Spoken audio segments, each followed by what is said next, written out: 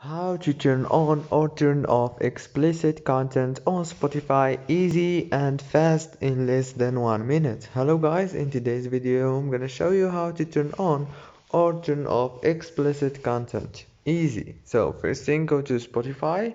This is the home page as you can see right here. Now all what you have to do is go to the top right here and click on this icon right here. Click on it and now go down and you will find allow explicit content. Now you can disable it or enable it as you want, easy and fast from here.